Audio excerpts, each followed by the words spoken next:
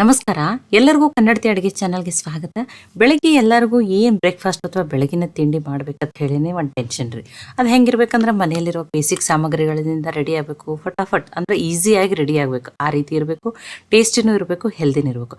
ಅಂಥದ್ದೇ ಒಂದು ರೆಸಿಪಿಯನ್ನು ಮಾಡೋಣ ರೀ. ಇವತ್ತು ಮಾಡ್ತಾ ಇರೋ ರೆಸಿಪಿ ಪೂರಿನೂ ಅಲ್ಲ, ಪರಾಠನೂ ಅಲ್ಲ, ಇಡ್ಲಿನೂ ಅಲ್ಲ, ತುಂಬ ಸಿಂಪಲ್ ಅದ ರೀ. ಟೇಸ್ಟ್ ಅಂತೂ ಅದ್ಭುತ. ಹಂಗಿತ್ತಂದ್ರೆ ಇದನ್ನ ಹೆಂಗೆ ಮಾಡೋದು ಅಂತ ಹೇಳಿ ನೋಡ್ಕೊಂಬರೋಣ ಬರ್ರಿ. ಇಲ್ಲಿ ನಾನು ಅರ್ಧ ಬಟ್ಲಾಗಷ್ಟು ಸೋಸ್ ಇಟ್ಕೊಂಡಿರುವಂಥ ಗೋಧಿ ಹಿಟ್ಟನ್ನು ತೊಗೊಂಡಿನಿ. ಇನ್ನೂ ಹೆಲ್ದಿ ಮಾಡ್ಬೇಕಂದ್ರೆ ನೀವು ಇಲ್ಲಿ ಮಲ್ಟಿಗ್ರೇನ್ ಆಟ ಅನ್ನಾದರೂ ತೊಗೋಬೋದು. 1/4 ಕಪ್ ಆಗಷ್ಟೇ ರವೆಯನ್ನು ಹಾಕ್ತಾಯಿದ್ದೀನಿ. ಉಪ್ಪಿಟ್ಟು ರವೆ, ಸಣ್ಣ ರವೆ, ಏನು ಬಾಂಬೆ ರವೆ ಅಂತ ಕರಿತೀವಿ ಅದನ್ನು ಹಾಕ್ತಾಯಿದ್ದೀನಿ. 1/4 ಕಪ್ ಆಗಷ್ಟೇ ಕಡಲೆಬೇಳೆ ಹಿಟ್ಟನ್ನು ಹಾಕ್ತಾಯಿದ್ದೀನಿ. ಈಗ ರೆಡಿಮೇಡ್ ಸಿಗ್ತದ, ಅದು ಬಜ್ಜಿ ಬೋಂಡಕ್ಕೆ ಹಾಕ್ತೀವಲ್ರಿ, ಅದು ಅಲ್ಲ, ಕಡಲೆಬೇಳೆ ಬೀಸಿ ಮಾಡ್ಕೊಂಡಿರುವಂಥ ಹಿಟ್ಟು ರೀ. ಈಗ ಇದನ್ನು ಏನು ಮಾಡಿದ್ದೀನಿ, ನೀಟಾಗಿ ಮಿಕ್ಸ್ ಮಾಡ್ಕೊಂಡಿದ್ದೀನಿ. ಮಿಕ್ಸ್ ಮಾಡಿ ಸ್ವಲ್ಪ ನೀರನ್ನು ಹಾಕಿ ಕಲಿಸ್ಬಿಟ್ಟು ತಗೋರಿ.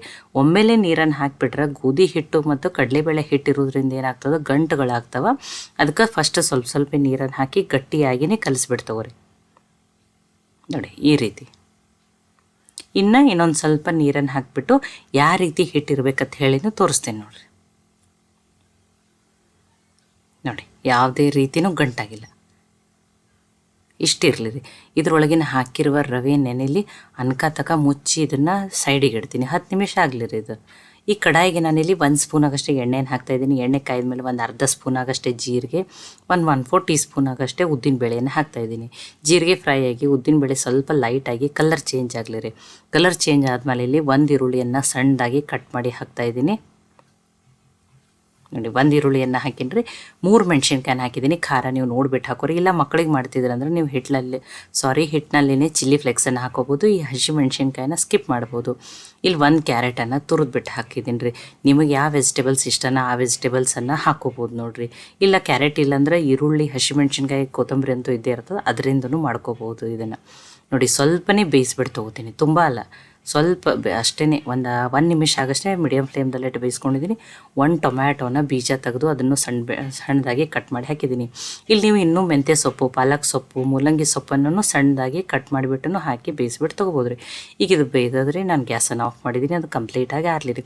ಇದಕ್ಕೊಂದು ಚಟ್ನಿ ರೆಡಿ ಮಾಡ್ಕೋತೀನಿ ರೀ. ಒಂದು ಅರ್ಧ ಬಟ್ಲಾಗಷ್ಟೇ ಹುರಿದಿರುವ ಶೇಂಗಾ, 2 ಬೆಳ್ಳುಳ್ಳಿ ಹೆಸಳು, ಸ್ವಲ್ಪ ಕೊತ್ತಂಬರಿ ಸೊಪ್ಪು, ನೋಡಿ ಒಂದು 2 ಹಸಿರು ಮೆಣಸಿನ್ಕಾಯಿನ ಹಾಕ್ತಾಯಿದ್ದೀನಿ. ಖಾರ ನೀವು ನೋಡಿಬಿಟ್ಟು ಹಾಕೋರಿ.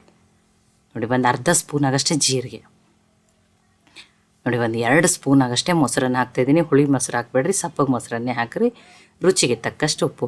ಈಗ ಇದನ್ನು ಫಸ್ಟ್ ಹಾಗೆ ಗ್ರೈಂಡ್ ಮಾಡಿ ನೀರು ಹಾಕಿಬಿಟ್ಟು ನಿಮಗೆ ಚಟ್ನಿ ಎಷ್ಟು ತೆಳು ಬೇಕೋ ಗಟ್ಟಿ ಬೇಕೋ ನೀವು ನುಣ್ಣಗೆ ರುಬ್ಕೊಂಡು ತೊಗೋರಿ. ಈಗ ಇದನ್ನು ನುಣ್ಣಗೆ ರುಬ್ಕೊಂಡಿದ್ದೀನಿ. ನಾನು ಮೀಡಿಯಮ್ ಆಗಿ ಮಾಡ್ತಾಯಿದ್ದೀನಿ, ತುಂಬ ತೆಳುವೂ ಮಾಡಲ್ಲ, ತುಂಬ ಗಟ್ಟಿನೂ ಮಾಡಲ್ಲ.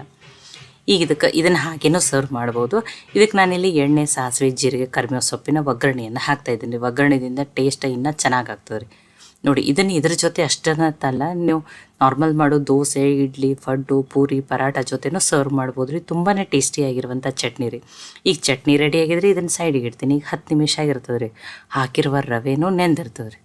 ನೋಡಿ ಈಗ ಉಳಿದಿರುವ ಸಾಮಗ್ರಿಗಳನ್ನ, ಈಗ ಒಂಚೂರು ಹಿಟ್ಟು ಅದೇನಾಗಿದ್ರೆ ಗಟ್ಟಿಯಾಗಿದೆ, ನೀರನ್ನು ಹೀರ್ಕೊಂಡ್ಬಿಟ್ಟು ಈಗ ಫಸ್ಟ್ ಉಳಿದಿರುವ ಸಾಮಗ್ರಿಗಳನ್ನ ಹಾಕೊಂಡ್ರೆ ಆ ವೆಜಿಟೇಬಲ್ಸ್ ಎಲ್ಲ ಏನು ಬೇಯಿಸಿಟ್ಟು ತೊಗೊಂಡಿದ್ದಲ್ಲ ಅದನ್ನು ಹಾಕ್ತಾಯಿದ್ದೀನಿ. ನೋಡಿ ಬೇಯಿಸು ಮುಂದೆನೇ ನೀವಿಲ್ಲಿ ಮೆಂತ್ಯ ಸೊಪ್ಪು, ಪಾಲಕ್ ಸೊಪ್ಪು ಅಥವಾ ಮೂಲಂಗಿ ಸೊಪ್ಪನ್ನು ಹಾಕಿ ಇನ್ನೂ ಹೆಲ್ದಿನೂ ಮಾಡ್ಬೋದು ನೋಡಿರಿ. ನೋಡಿ ನಾನು ಇಲ್ಲಿ ಬರೀ ಕ್ಯಾರೆಟು, ಹಸಿಮೆಣ್ಸಿನ್ಕಾಯಿ, ಟೊಮ್ಯಾಟೊ, ಈರುಳ್ಳಿಯನ್ನು ಹಾಕ್ಕೊಂಡಿದ್ದೀನಿ. ಸ್ವಲ್ಪ ಸಣ್ಣದಾಗಿ ಕಟ್ ಮಾಡಿ ಇಟ್ಕೊಂಡಿರುವಂಥ ಕೊತ್ತಂಬರಿ ಸೊಪ್ಪನ್ನು ಹಾಕಿದ್ದೀನಿ. ಫ್ರೆಶ್ ಆಗಿರುವ ಕರಿಬೇವು ಸೊಪ್ಪನ್ನು ಹಾಕಿದ್ದೀನಿ ನೋಡಿರಿ. ನೋಡಿ ಹಸಿ ಶುಂಠಿಯನ್ನು ತುರಿದ್ಬಿಟ್ಟು ಹಾಕ್ಬೋದು. ರುಚಿಗೆ ತಕ್ಕಷ್ಟು ಉಪ್ಪನ್ನು ಹಾಕ್ತಾಯಿದ್ದೀನಿ. ಸ್ವಲ್ಪ ಅರಿಶಿನ, 1/4 ಟೀ ಸ್ಪೂನ್ ಆಗಷ್ಟೇ ಅರಿಶಿನ ಹಾಕಿದ್ದೀನಿ. 1/4 ಟೀ ಸ್ಪೂನ್ ಆಗಷ್ಟೇ ಧನಿಯಾ ಪೌಡ್ರನ್ನು ಹಾಕಿದ್ದೀನಿ ರೀ. ಈಗ ಇದನ್ನು ಮಿಕ್ಸ್ ಮಾಡ್ಕೊಂಡ್ರಿ. ನೋಡಿ ನೀಟಾಗಿ ನೋಡಿರಿ. ಈಗ ಮಿಕ್ಸ್ ಆದಮೇಲೆ ಏನಾಗತ್ತದ, ಇದು ಗಟ್ಟಿ ಅನ್ಸಕತ್ತದ ರೀ. ಅದಕ್ಕೆ ಇನ್ನೊಂದು ಸ್ವಲ್ಪ ನಾನೇನು ಮಾಡ್ತೀನಿ, ನೀರನ್ನು ಹಾಕಿಬಿಟ್ಟು ತೊಗೋತೀನಿ ರೀ. ನೀರು ಹಾಕಿದ್ಮೇಲೆ ನಿಮಗೆ ಉಪ್ಪು ಕಡಿಮೆ ಅನಿಸ್ತಿತ್ತು ಅಂದ್ರೆ ನೀವು ಇನ್ನೊಂದು ಸ್ವಲ್ಪ ಉಪ್ಪನ್ನು ಹಾಕಿಬಿಟ್ಟು ಅಡ್ಜಸ್ಟ್ ಮಾಡ್ಕೊರಿ. ನೋಡಿ ನಾನು ಹಿಟ್ಟು ಯಾವ ರೀತಿ ಇರಬೇಕಂತ ಹೇಳಿನ ತೋರಿಸ್ತೀನಿ ನೋಡಿರಿ. ನೋಡಿ ನಾವು ಇಲ್ಲಿ ಇನ್ನೂವರೆಗೂ ಮೊಸರು, ಸೋಡಾ, ಏನನ್ನು ಬಳಸ್ತೇನೆ ಮಾಡ್ತಾಯಿದ್ದೀವಿ ನೋಡಿರಿ. ನೋಡಿ ಈ ರೀತಿ ಇರಬೇಕು ರೀ. ಆಲ್ರೆಡಿ ತವೆಯನ್ನು ಕಾಯ್ಲಿಕ್ಕೆ ಇಟ್ಟೀನಿ, ತವೆನೂ ಚೆನ್ನಾಗಿ ಕಾಯ್ದದ. ಇದಕ್ಕೊಂದು ಸ್ವಲ್ಪ ನೀರು ಹಾಕಿ ಕಾಟನ್ ಬಟ್ಟೆಯನ್ನು ಬರೆಸ್ಬಿಟ್ಟು ನೋಡಿ ನೀವು ಎಣ್ಣೆನೋ ತುಪ್ಪನ ಯಾವುದನ್ನಾದ್ರೂ ಹಚ್ಬೋದು. ನೋಡಿ ಈಗ ಇದನ್ನು ನೋಡಿ ಹಾಕೋರಿ. ಇದೇ ರೀತಿನೇ ಇರ್ಬೇಕ್ರಿ, ತುಂಬ ಗಟ್ಟಿ ಮಾಡ್ಕೋಬೇಡ್ರಿ. ನೋಡಿ ಫಸ್ಟ್ ನಾನಿಲ್ಲಿ ಸಾಫ್ಟ್ ದೋಸೆ ಥರ ಹಾಕ್ತಾಯಿದ್ದೀನಿ. ನಿಮಗೆ ಕ್ರಿಸ್ಪಿ ದೋಸೆ ಬೇಕಂದ್ರೂ ನೀವು ಏನು ಮಾಡ್ಬೇಕಂತ ಹೇಳಿ ನಾನು ಆಮೇಲೆ ಹೇಳ್ತೀನಿ ನೋಡಿರಿ. ಈಗ ಫಸ್ಟ್ ನಾನಿಲ್ಲಿ ಒಂದು ಸಾಫ್ಟ್ ದೋಸೆಯನ್ನು ಹಾಕ್ಕೊಂಡಿದ್ದೀನಿ. ಇದಕ್ಕೇನು ಮಾಡ್ಬೋದು, ನೀವು ತುಪ್ಪನೋ ಎಣ್ಣೆನೋ ಹಾಕಿಬಿಟ್ಟು ಬೇಯಿಸ್ಬೋದು ನೋಡಿರಿ. ನೋಡಿ, ಮನೆಯಲ್ಲಿರುವ ಬೇಸಿಕ್ ಸಾಮಗ್ರಿ ಮತ್ತು ಕಡಿಮೆ ಮಸಾಲೆಗಳನ್ನು ಬಳಸಿ ಮಾಡ್ಯದ.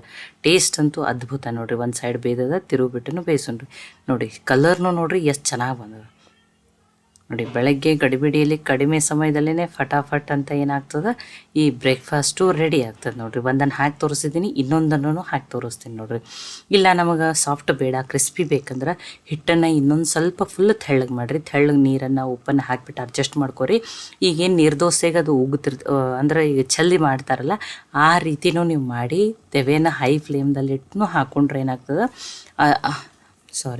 ಅದನ್ನು ತುಂಬ ಹಿಟ್ಟನ್ನು ತೆಳು ಮಾಡಿ ತೆವೆಯನ್ನೇ ತುಂಬ ಕಾಯಿಸ್ಬಿಟ್ಟು ಅದನ್ನು ಈಗ ಅದು ನೀರ್ದೋಸೆ ಯಾವ ರೀತಿ ಮಾಡ್ತೀವಲ್ಲ ಆ ರೀತಿ ಮಾಡಿ ಲೋ ಫ್ಲೇಮ್ನಲ್ಲಿಟ್ಟು ಬೇಯಿಸ್ಕೊಂಡ್ರೆ ಏನಾಗ್ತೈತಿ, ನಿಮ್ಮ ಕ್ರಿಸ್ಪಿಯಾಗಿರುವಂಥ ದೋಸೆನೂ ರೆಡಿ ಆಗ್ತಾವೆ ನೋಡಿರಿ. ನೀವು ಎರಡೂ ರೀತಿಯೂ ಮಾಡ್ಕೋಬೋದು. ನಾನಿಲ್ಲಿ ಸಾಫ್ಟ್ ಆಗಿರುವಂಥ ದೋಸೆಯನ್ನು ಮಾಡ್ಕೊಂಡಿದ್ದೀನಿ. ತುಂಬ ಸಿಂಪಲ್ ಅದ್ರಿ, ಟೇಸ್ಟ್ ಅಂತೂ ಅದ್ಭುತ ನೋಡಿರಿ. ಕಲರ್ನು ನೋಡಿರಿ ಎಷ್ಟು ಚೆನ್ನಾಗಿ ಬಂದದ. 2 ದೋಸೆಯನ್ನು ಹಾಕ್ಕೊಂಡಿದ್ದೀನಿ. ಈಗ ಇದನ್ನು ಪ್ಲೇಟಿಗೆ ಹಾಕ್ಕೊಂಡು ಬರ್ರಿ. ಈ ಶೇಂಗಾದಿಂದ ಮಾಡಿರುವ ಚಟ್ನಿನೂ ತುಂಬಾ ಟೇಸ್ಟಿಯಾಗಿರ್ತದೆ. ಒಂದ್ಸಲ ಖಂಡಿತನೂ ಟ್ರೈ ಮಾಡಿ ನೋಡಿರಿ. ಇದ್ರ ಜೊತೆ ಚಟ್ನಿನೇ ನೀವು ಮಾಡ್ಬೇಕಂತೇನಿಲ್ಲ, ಸಾಸ್ ಜೊತೆನೂ ಸರ್ವ್ ಮಾಡ್ಬೋದು ಮಕ್ಳಿಗೆ ಮಾಡ್ತಿದ್ರಂದ್ರೆ. ಅಥವಾ ನೀವು ಕಾಯಿ ಚಟ್ನಿ, ಈರುಳ್ಳಿ ಟೊಮೆಟೊ ಚಟ್ನಿನೂ ಮಾಡ್ಕೋಬೋದು ನೋಡಿರಿ. ತುಂಬ ಸಾಫ್ಟಾಗಿರುವಂಥ ದೋಸೆ ರೆಡಿಯಾಗ್ಯಾವ್ರಿ. ಇಡೀ ದಿನ ಇಟ್ರೂ ಇಷ್ಟೇ ಸಾಫ್ಟಾಗಿರ್ತಾವ್ರಿ. ನೋಡಿ, ಬೆಳಗ್ಗೆ ಅತಿ ಕಡಿಮೆ ಸಮಯದಲ್ಲಿ ತುಂಬ ಸಿಂಪಲ್ ಅದ, ಟೇಸ್ಟೂ ಅದ್ಭುತ ಅದ, ಹೆಲ್ದಿನೂ ಅದ. ಉಪ್ಪಿಟ್ಟು, ಅವಲಕ್ಕಿ, ಇಡ್ಲಿ, ದೋಸೆ, ಪೂರಿ, ಪರಾಟ ತಿಂದು ಬೇಜಾರಾಗಿತ್ತಂದ್ರೆ ಈ ರೆಸಿಪಿಯನ್ನು ಖಂಡಿತನೂ ಟ್ರೈ ಮಾಡಿ ನೋಡಿರಿ. ಟ್ರೈ ಮಾಡಿ ನನಗೆ ಹೆಂಗೆ ಬಂದಿತ್ತು ಅಂತ ತಿಳಿಸ್ರಿ. ಮತ್ತು ಒಳ್ಳೆಯ ಹೊಸ ರೆಸಿಪಿಗಳಿಗಾಗಿ ಕನ್ನಡತಿ ಅಡುಗೆ ಚಾನಲನ್ನು ಸಬ್ಸ್ಕ್ರೈಬ್ ಮಾಡಿ ಬೆಲ್ ಐಕಾನ್ ಪ್ರೆಸ್ ಮಾಡೋದನ್ನು ಮರಿಬೇಡ್ರಿ. ಮತ್ತು ಯಾವುದೇ ಉತ್ತರ ಕರ್ನಾಟಕದ ರೆಸಿಪಿಗಳನ್ನ ನೀವು ಬೇಕಂದ್ರೆ ನನಗೆ ಕಮೆಂಟ್ ಮಾಡಿ ತಿಳಿಸ್ರಿ, ನಾನು ನಿಮಗೆ ಮಾಡಿಬಿಟ್ಟು ತೋರಿಸ್ತೀನಿ.